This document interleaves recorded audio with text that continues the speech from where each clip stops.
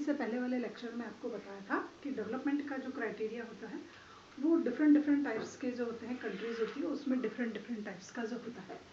तो for comparing countries their income is consider one of the most attribute, कि जब हमने देखा है कि डिफरेंट कंट्रीज है, उनकी लोकेशन डिफरेंट है, उनका एरिया डिफरेंट है, साइज डिफरेंट है, नंबर ऑफ पॉपुलेशंस डिफरेंट है, then how should we determinate that income is that which is the best attribute to comparison of them. कि जब इतना डिफरेंशिएशन है, डिफरेंट टाइप्स की कंट्री है, डिफरेंट टाइप्स का आपका है, many times many things are different, then which one is the most attribute to comparison in them. तो यहाँ पर कहने का मतलब ये है कि हमने देखा कंट्री की कैरेक्टरिस्टिक्स अलग अलग है और उनका सब कुछ अलग है। Then for comparison countries their income is consider one of the most attribute. तो हमने इनकम को चूज किया और इनकम को एक बेस्ट जो है वो एट्रीब्यूट यूज किया as a comparison with different types of, जो भी आपकी जो थी कंट्रीज उसमें हमने डिफरेंट टाइप्स कर लिया। उसके बाद मैंने आपको क्लास का एग्जांपल लिया कि क्लास के बच्चों का कंपैरिजन करना है तो डिफरेंट टाइप्स की हेल्थ है, परसेंटेज है, मार्क्स है, आपका कलर है, सब कुछ अलग अलग है, बट हम एक बेस मान के चलते हैं उनका परसेंटेज और उसी के बिहाफ पे हम क्लास में डिसाइड करते हैं कि which is the intelligent and which is not intelligent. तो किसी भी जगह डिफ्रेंशिएशन करने का एक जो है मोस्ट इम्पॉर्टेंट क्राइटेरिया वो चूज़ कर लिया जाता है। तो जब कंट्रीज़ में क्राइटेरिया की कंट्रीज़ में कंपैरिजन की बात आती है तो इनकम जो होता है उसको हम चूज़ कर लेते हैं और ऐसा कंसिडर किया जाता है कि more income then well developed and lower income then backward country. ये एक बेसिक क्राइटेरिया होता है कि जिस कंट्री की नेशनल इनकम हाई होती है, इनकम लेवल हाई होता है, तो एटलीस्ट उस कंट्री को हम डेवलप्ड कंट्री के नाम से जानते हैं और जिस कंट्री का इनकम लेवल लोअर होता है उस कंट्री को हम जो है वो अंडर डेवलपिंग कंट्रीज जो है वो उसके नाम से जानते हैं। बट इनकम हायर हो और आपको टोटल सब फैसिलिटीज अवेलेबल हो जाए, it is not possible, but the comparison is not useful, so average income is use. But जब हम कंपेरिजन करते हैं नेशनल इनकम पे बिहाफ पे तो वो कंपेरिजन एक बेस्ट कंपेरिजन नहीं माना जाता है, क्योंकि उसमें कहीं कहीं ऐसा रह जाता है कि अगर सपोज कीजिए श्रीलंका की नेशनल इनकम जो है वो हमसे हाई है बट वो साइज में स्मॉल है और हम साइज में लार्ज है, हाईएस्ट पॉपुलेटेड कंट्री है, तो इन्होंने कहा है कि नेशनल इनकम जो होती है एटलीस्ट वो क्राइटेरिया नहीं होकर के। तो आपके पास इस तरह से दो कंट्री के डेटा दिए हुए हैं तो आपको डिसाइड करना है कि आपको किस कंट्री में रहना है या आप किस कंट्री में रहना पसंद करेंगे। तो ऑब्वियसली आपका आंसर होगा A, Y, because the average income of A is too much high. सबसे पहली बात तो कि एवरेज इनकम जो है वो ए की वो बहुत ज़्यादा हाई है, इस वजह से हम एक कंट्री ए में देना चाहेंगे। उसके बाद इसमें देखिए कहीं कोई ज़्यादा डिविएशंस नहीं है या अप्स एंड डाउन नहीं है। एवरेज इनकम में इतना ज़्यादा अप्स एंड डाउन्स नहीं है, नियर बाय है, ऑलमोस्ट सेम है, 10,000 के जो है नियर अबाउट है, बट जो आपकी नेक्स्ट है उसमें 5,555 और एट लास्ट 48,000। तो इतना ज़्यादा अगर किसी की एवरेज इनकम में फ्लक्चुएशन होता है इट मीन्स वहाँ पर इकोनॉमी में अप्स एंड डाउन्स बहुत ज़्यादा हुए हैं, इस वजह से हम वहाँ नहीं रहना चाहेंगे और वैसे भी रहना पसंद नहीं करेंगे क्योंकि बहुत लोअर पर कैपिटा इनकम है। उसके बाद एक स्टैटिक है, कोई फ्लक्चुएशन नहीं है, कोई ग्रोथ के अप्स एंड डाउन्स के चांसेस नहीं है, तो इस वजह से हम इस कंट्री में रहना पसंद नहीं करेंगे। तो किसी भी कंट्री की एवरेज इनकम के क्राइटेरिया के बिहाफ पे हम डिसाइड करते हैं कि अगर एवरेज इनकम हाई है तो आप उस कंट्री में जॉब करना पसंद करते हो और एवरेज कंट्री में इनकम हाई नहीं है तो हम उस कंट्री में रहना पसंद नहीं करते हैं। एक एग्जाम्पल और आपकी बुक में दिया हुआ है, तो उसमें दिया हुआ है कि country with no rich and no poor, no rich and no poor, it mean सभी के पास सेम अपॉर्चुनिटी है सिट डाउन की। आप ये देखिए यहाँ पर सभी सेम जो है आपकी जो है इक्वल जो है उसी पे बैठे हुए, इक्वल सीट्स पर सभी बैठे हुए हैं। तो एक कंट्री तो वो है where no rich and no poor, कोई भी रिच नहीं है और कोई भी जहाँ पर पुअर नहीं है। एक कंट्री ये है कि जहाँ पर रिच भी है एंड पुअर भी है, बट पुअर है मैक्सिमम इतनी बड़ी बेंच पर 1 पर्सन जो है वो सिट है और ओनली 2 चेयर पर 5 पर्सन जो है वो सिट किए हुए हैं आपके इस स्टाइल से। आपके एक डायग्राम जो है बुक में दिया गया है। तो अब आपको डिसाइड करना है कि where no rich no poor, आपने जॉब किया, आपको आपका राइट मिल गया और आप उस राइट को ऑटोमेटिकल सेल्फ कंज्यूम कर रहे हो वेल्थ का सेंट्रलाइजेशन नहीं है। तो जहाँ पर वेल्थ का सेंट्रलाइजेशन नहीं है, ऑलमोस्ट पॉपुलेशन जो है उसी कंट्री को यूज करती है। बट यहाँ पर देखिए वेल्थ का सेंट्रलाइजेशन है, मोर रिसोर्सेज का सेंट्रलाइजेशन ओनली 1% जो है उसके पास में है, और बहुत लोअर जो है आपका उसका जो डिस्ट्रीब्यूशन है वो बहुत ज़्यादा लोगों के हाथ में है। तो यहाँ पर ये लोग हैं पुअर और ये है रिच। रिच के पास में जो वेल्थ का कंसंट्रेशन है वो 70% है, और पुअर बहुत ज़्यादा है और उनके हाथों में वेल्थ का कंसंट्रेशन इतना है। ये 30% या 10% देख लीजिए, 30% या 70% रिसोर्सेज को कंज्यूम कर रखा है और 70% के हाथ में ओनली 30% रिसोर्सेज हैं। तो ऐसी कंट्री में एवरेज इनकम में बहुत ज़्यादा फ्लक्चुएशन होगा। कुछ लोगों की एवरेज इनकम बहुत ज़्यादा हाई होगी और कुछ लोगों की एवरेज इनकम बहुत ज़्यादा लोअर होगी। तो अगर हमें इन दोनों कंट्री में से किसी एक कंट्री को चूज़ करना पड़े तो ऑब्वियसली हम उस कंट्री को चूज़ करेंगे where there is no discrimination, कोई जो है डिस्क्रिमिनेशन नहीं हो, according to income, no rich no poor, सभी के हाथों में जो है वो वेल्थ का सेंट्रलाइजेशन जो है वो प्रॉपर अगर किया गया हो तो हम ऐसी कंट्री को यूज़ करेंगे। अब है income and other criteria. Income के साथ साथ मैंने आपको कल भी बता दिया था कि other criteria is also most important, कि हम केवल मात्र इनकम को देख करके ही कहीं जॉब अपॉर्चुनिटी जो है वो नहीं ले लेते हैं। अदर क्राइटेरिया जैसे सेल्फ रिस्पेक्ट है, हेल्थ है, मेडिकल फैसिलिटी है, आपकी फ्रीडम है, जॉब एनवायरनमेंट है, और अदर फैसिलिटीज़ जो है वो बहुत सारे अदर एट्रीब्यूट्स होते हैं, एटलीस्ट हम उसको चूज़ करते हैं। तो आपकी बुक में एक एग्जाम्पल दिया गया है, हरियाणा, केरला एंड बिहार, ये 3 स्टेट हैं, और इन 3 स्टेट की जो पर कैपिटा इनकम आपको दी गई है वो इस स्टाइल से है। हरियाणा की है 1,63,034 और इसकी 140 और 190, और इसकी है बिहार की 31,454। ये इस स्टाइल से आपकी बुक में 3 स्टेट हैं और 3 स्टेट की आपको पर कैपिटा इनकम जो है वो शो की गई है। देखिए पहले आपको बताया गया कि income is more powerful sources, तो आप डिसाइड करिए कि क्या आप हरियाणा में रहना पसंद करेंगे, केरला में रहना पसंद करेंगे या बिहार में रहना पसंद करेंगे। तो ऑब्वियसली आप में से ऑलमोस्ट बच्चे कहेंगे कि हम तो कहाँ रहना पसंद करेंगे, हरियाणा में रहना पसंद करेंगे या हरियाणा में जॉब अपॉर्चुनिटी लेंगे, क्योंकि यहाँ पर कैपिटा इनकम बहुत हाई है। उसके बाद केरला में आप लोग पसंद नहीं कब करोगे, कंपैरिजन इन हरियाणा, फिर अगर यहाँ नहीं मिला तो आप इसको एक्सेप्ट कर लोगे, और बिहार में तो आप पसंद ही नहीं करोगे क्योंकि वहाँ पर कैपिटा इनकम का बहुत है। तो जैसे इंटरनेशनल लेवल पर कंपैरिजन का बेस जो होता है वो इनकम होती है, उसी स्टाइल सा inside the country national level पर भी जो डिफरेंशिएशन का बेस होता है स्टेट में, वो वैसे उनकी पर कैपिटा इनकम ही होती है। तो यहाँ पर हरियाणा की पर कैपिटा इनकम अधिक होने की वजह से ऑलमोस्ट लोग जिन्होंने अभी और कुछ नहीं देखा, बाकी की पिक्चर अभी बाकी है, ये एक ट्रायल है, आपने जो ट्रायल देखा उस पर आपने डिसाइड कर लिया कि हम यही रहना पसंद करेंगे, यहाँ और वहाँ ट्रांसफर नहीं होंगे। लेकिन अब नेक्स्ट पिक्चर को आप देखिए, ये आपके समझ में आ गया, आपने पसंद कर लिया कि मुझे हरियाणा में रहना है, आगे के डेटाज आप देखिए कि हरियाणा की कंडीशंस क्या बोल रही है। वापस वही 3 स्टेट है, हरियाणा है, केरला है, बिहार है। यहाँ पर है आपकी इन्फेंट मोर्टेलिटी रेट, ये क्या होती है ये मैं आपको बता दूंगी अभी। ये है आपकी 33, 10, 38, उसके बाद ये है लिटरेसी रेट, आप सभी जानते हो उसको, 82, 94 एंड 69। उसके बाद है net attendance ratio, net attendance ratio पर 1000 पर 100 पर्सन है at the age of 14 and 50, ये है आपका 61, 83 और 43।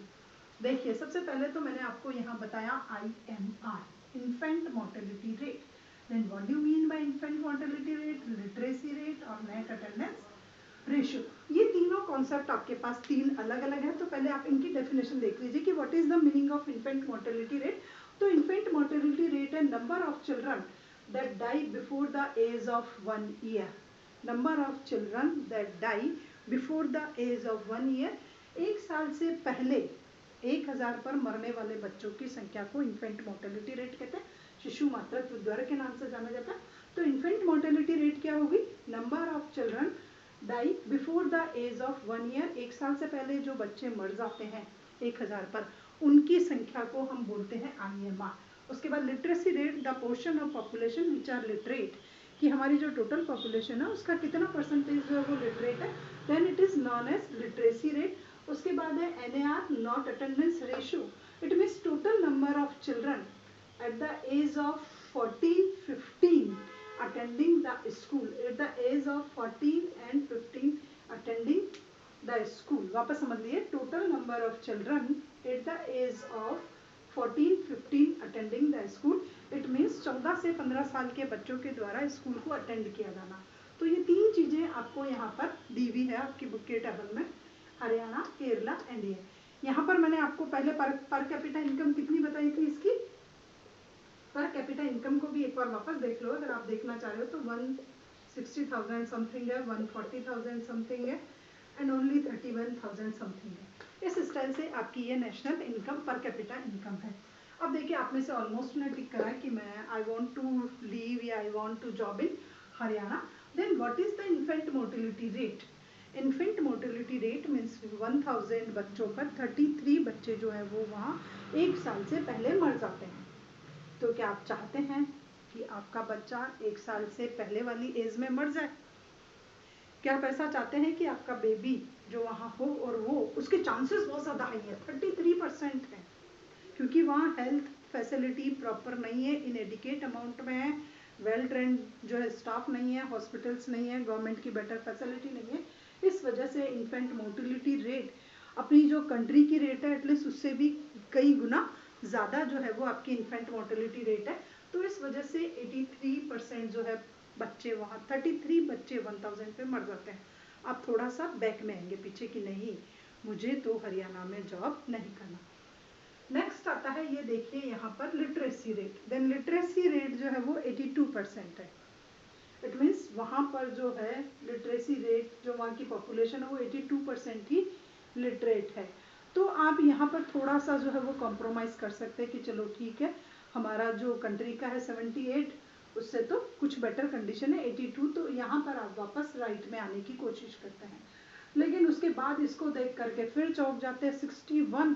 इट मीन्स आपका बच्चा जब 14-15 साल का होगा तो एनी हाउ वो तो ड्रॉप आउट ले लेगा स्कूल से, क्योंकि उसके चांसेस जो है वो 39% चांसेस है उसके स्कूल को ड्रॉप आउट करने के, क्योंकि ये रेशो तो ओनली 61 का ही है. तो ये पिक्चर फिर थोड़ी सी ब्लैक लग रही है, ये ब्लैक लग रही है आपको, यहाँ थोड़ा आप कॉम्प्रोमाइज कर रहे हो. तो आपने पहले देखा कि पर कैपिटा इनकम जैसे मैंने कहा ना इनकम एंड अदर क्राइटेरिया, ये सब अदर क्राइटेरिया है, ये इनकम है. यहाँ पर आपने 100% का टिक लगाया था, लेकिन यहाँ पर आते ही आप थोड़े स्लो हो गए कि नहीं नेक्स्ट ऑप्शन चूज करते हैं.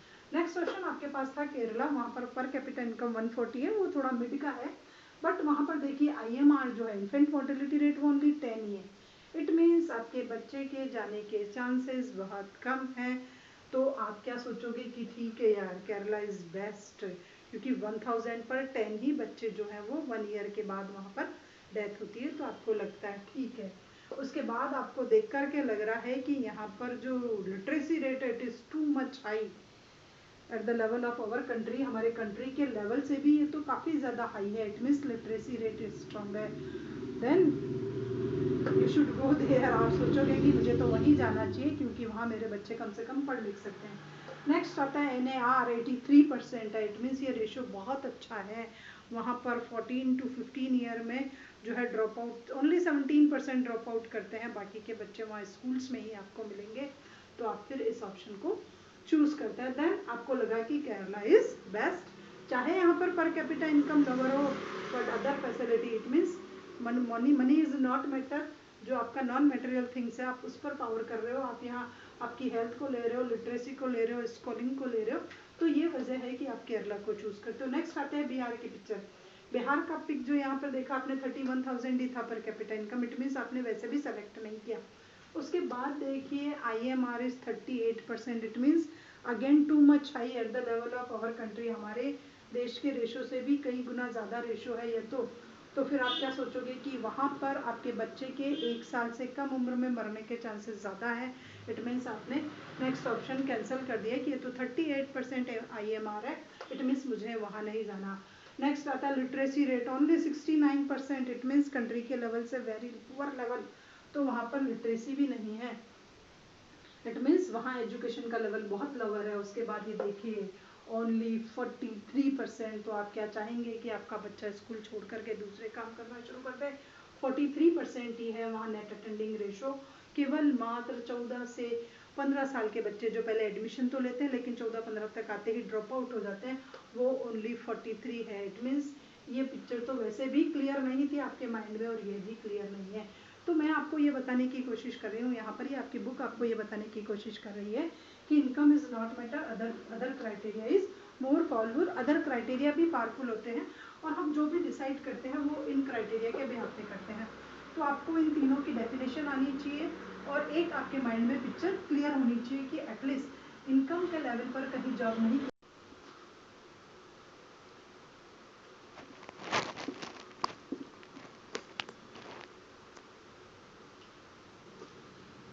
नेक्स्ट, अभी तक तो आपने देखा इनकम और अदर क्राइटेरिया। नेक्स्ट है पब्लिक फैसिलिटीज, कि पब्लिक फैसिलिटी पे भी जो है वो डिपेंड करता है। आपने देखा कि हरियाणा की इनकम बहुत बेस्ट है, पर उसके बावजूद भी आपने हरियाणा को प्रेफर नहीं किया। हरियाणा को प्रेफर इसलिए नहीं किया कि हरियाणा की जो अदर पिक्चर है वो ब्लैक है, कि वहाँ पर सब कुछ बहुत हाई लेवल का है, BMI बहुत ज़्यादा है, RMI बहुत ज़्यादा, IMR बहुत ज़्यादा है, लिटरेसी रेट लोअर है, NAR जो है वो बहुत लोअर है, इस वजह से हमने चूज़ नहीं किया। अब आता है पब्लिक फैसिलिटी, कि अगर आपकी पॉकेट में इनकम है then you can buy each and every things. क्या आप सब कुछ परचेज कर सकते हो? क्या वो पूरा क्लासरूम परचेज कर सकते हो आपकी क्लास का, अगर आपके पास इनकम है तो इनकम जो होता है वो एक इंडिकेटर होता है। इनकम से ऑलमोस्ट जो होती है आपकी बेटर क्वालिटी ऑफ लाइफ को एंजॉय करने की टोटल जो कमोडिटीज़ होती है एटलीस्ट वो हम परचेज नहीं करना चाहते। जैसे अभी आपको कहें कि आपको स्कूल जा कर के पढ़ना है तो आप स्कूल जा कर के पढ़ना ज़्यादा पसंद करेंगे इन कंपैरिजन देन आप कहो कि टीचर आपको यहाँ पर आकर के पढ़ा जाए, जबकि वो बहुत कॉस्टली पढ़ रहा है आपको इंडिविजुअल को पढ़ाने के लिए, लेकिन फिर भी जो खुशी आपको आपकी क्लास के सभी बच्चों के साथ बैठ कर के जो मिलती है क्लासरूम में, एटलीस्ट वो आप एंजॉय नहीं कर पा रहे हो। तो क्वालिटी ऑफ लाइफ जो होती है उसके लिए money is not powerful things, money को इतनी ज़्यादा पावरफुल नहीं है। तो income is not completely indicator of material goods and services that a citizen are able to use, कि आपको जो जो चीज़ें यूज़ करनी है, तो मनी जो है वो इतनी ज़्यादा पावरफुल और इतना ज़्यादा बेटर इंडिकेटर्स नहीं है आपके कंपैरिजन का कि आपके पास ज़्यादा इनकम है that you can enjoy a better life, ऐसा नहीं हो सकता है। अब यहाँ पर जैसे मैंने एग्जांपल दिया कि अगर आपके पास पैसा है तो you can enjoy pollution free environment, आप एंजॉय कर सकते हो क्या पॉल्यूशन फ्री एनवायरनमेंट को? नहीं कर सकते, क्योंकि पॉल्यूशन का फ्री होना एटलीस्ट आपके हैंड में नहीं है, ये गवर्नमेंट जो डिपार्टमेंट है एटलीस्ट उस पर डिपेंड करेगा। उसके बाद है प्रोटेक्शन फ्रॉम इन्फेक्टियस डिजीज, किस प्रकार की जो इन्फेक्टिव डिजीज जो चल रही है एटलीस्ट उससे आपको प्रोटेक्शन मिल पाएगी। तो it is all of depend on the government and public facility. तो ये सब कुछ पब्लिक फैसिलिटी पर डिपेंड करता है। Then the cheapest way to provide this goods and services collectively, तो सबसे अच्छा जो चीपेस्ट वे है वो है इन सभी चीज़ों को आपको कलेक्टिवली प्रोवाइड किया जाए, कि आपको एक क्लासरूम में बैठाया जाए, गवर्नमेंट स्कूल्स की व्यवस्था करें, आप डॉक्टर आपके घर आए या आप डॉक्टर के घर जाए, उससे बेटर गवर्नमेंट हॉस्पिटल्स हो, तो कलेक्टिवली सभी को चीपेस्ट जो है सर्विसेज वो अवेलेबल हो सकती है। तो यहाँ पर जहाँ पर पब्लिक डिस्ट्रीब्यूशन सिस्टम बहुत मोस्ट पावरफुल होगा, बेटर होगा जिस कंट्री में, वहाँ पर क्या होगा कि better quality of life enjoy की जा सकेगी, और जहाँ पर वेल्थ का कंसंट्रेशन होगा वहाँ पर एक क्वालिटी ऑफ लाइफ जो है वो एंजॉय नहीं की जाएगी। तो ये जो चीपेस्ट वे है वो है कि पब्लिक फैसिलिटी के थ्रू आपको टोटल सारी सर्विसेज सारी फैसिलिटी प्रोवाइड की जाए, आप क्लासरूम का एंजॉय कर सको, आप हॉस्पिटल का एंजॉय कर सको, अदर फैसिलिटीज़ जो है आपको वो मिल सके, आप सोसाइटी के बच्चों के साथ जाकर के पार्क में खेल सको, ये सब कुछ आपके उसके बिहाफ पर पॉसिबल हो सकता है। अब आपको यहाँ पर एक और चार्ट दिया गया है। अब यहाँ पर कि in some state PDS function well, health and nutrition. अब यहाँ पर PDS का था पब्लिक डिस्ट्रीब्यूशन सिस्टम, की अगर किसी स्टेट में, जैसे आप देख रहे हो कि इसकी केरला की जो IMR थी वो बहुत लोअर थी, वो बहुत लोअर क्यों थी? क्योंकि वहाँ पर गवर्नमेंट की जो फैसिलिटी है, पब्लिक हेल्थ फैसिलिटी है गवर्नमेंट के थ्रू प्रोवाइड की जाने वाली, वो बेटर है, इस वजह से वहाँ पर ये सब कुछ पॉसिबल है। तो ये कह रहा है कि in some state PDS function well, कुछ स्टेट में PDS जो आपका पब्लिक डिस्ट्रीब्यूशन सिस्टम है वो वेल है, ऑर्गेनाइज है, प्रॉपर वे में मैनेज है, वहाँ पर जो है सभी की पहुँच है वस्तुओं और सेवाओं तक। This goods and services health and nutrition, तो वहाँ पर जो है हेल्थ और न्यूट्रिशन की जो कंडीशंस है status of people of such state is better than other, तो उस स्टेट की पॉपुलेशन का हेल्थ और जो अदर स्टेटस होगा वो मोर पावरफुल होगा इन कंपैरिजन देन अदर। तो अदर स्टेट के कंपैरिजन में वो स्टेट जो है वो आपके वेल डेवलप्ड स्टेट कहलाया जाएगा। अब यहाँ पर आपको फिर दे रखा है कि लिटरेसी रेट जो है आपके उत्तर प्रदेश की दे रखी है, आपको यूपी की लिटरेसी रेट जो है वो दे रखी है रूरल पॉपुलेशन की। सबसे पहले रूरल पॉपुलेशन, इसकी आपको जो लिटरेसी रेट दी हुई है मेल और फीमेल, यहाँ पर मेल की है और ये आपके फीमेल की है। तो रूरल पॉपुलेशन की जो मेल की लिटरेसी रेट है इट इज 76 और ये जो है आपके वो है 54%। उसके बाद है यहाँ पर literacy rate of children, rural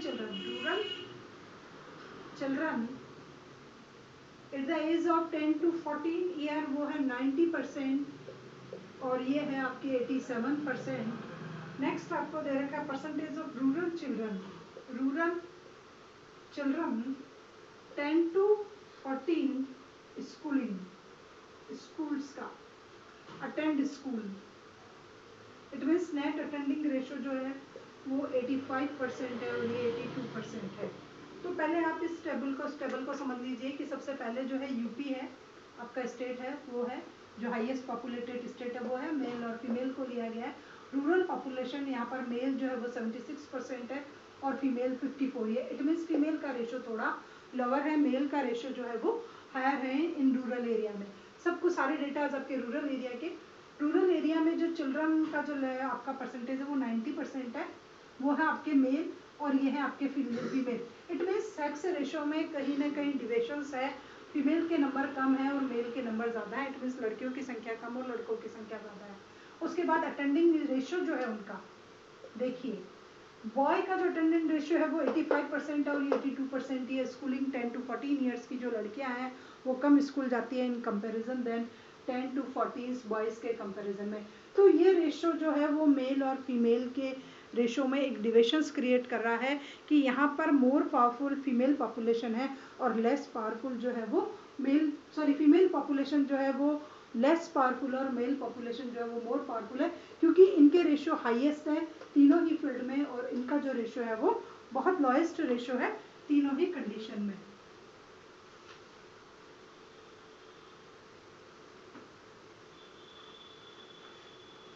The next आता है one way to find out if we are properly nutritious, it is calculated by BMI। अब आपके कॉलम में आपको एक पिक्चर बता रखा है गर्ल लड़की की हाइट को जो है नापते हुए।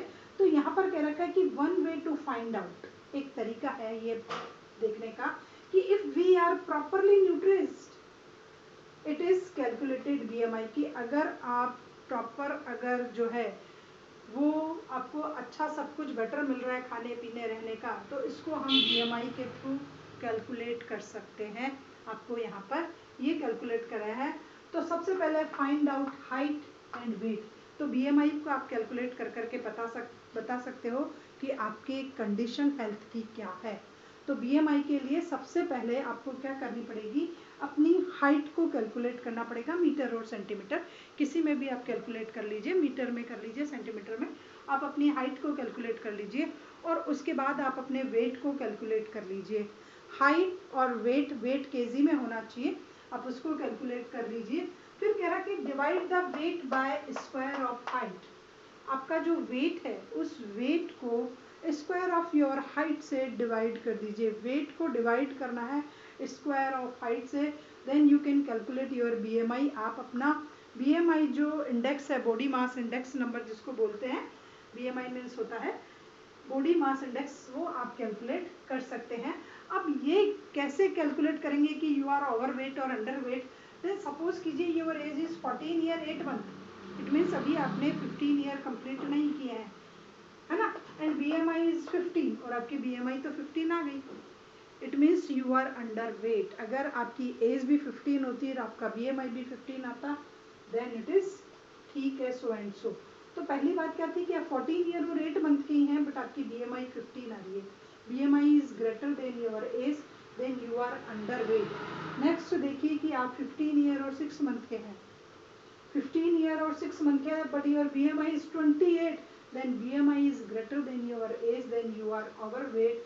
तो यहाँ पर जो है आप ओवरवेट हो या अंडरवेट हो, इसका कैलकुलेशन आप BMI आपकी बॉडी मास इंडेक्स के थ्रू जो है वो कैलकुलेट कर सकते हो। इसको आप आसानी से अपने घर पे भी कैलकुलेट कर सकते हो। आप दीवार के सामने खड़े हो जाइए, अपनी हाइट पर निशान लगाइए, सेंटीमीटर में जो आता है उसका स्क्वायर निकालिए, उसके स्क्वायर को आप अपने बॉडी जो है आपका वेट उससे आप डिवाइड कर लीजिए, तो आपकी BMI जो है वो कैलकुलेट आ जाएगी। तो it can be improve bye food and exercise. अगर आप अंडर वेट हो तो बेटर न्यूट्रिशंस वाला फूड लीजिए, और अगर आप ओवर वेट हो तो आपको एक्सरसाइज करनी चाहिए। तो हम इसको जो है वो इवेल्युएट कर सकते हैं इसके थ्रू। नेक्स्ट आता है आपका ह्यूमन डेवलपमेंट रिपोर्ट की। ये ह्यूमन डेवलपमेंट जो है एक इंडेक्स होता है, ये नेशनल इंटरनेशनल लेवल पर प्रिपेयर किया जाता है।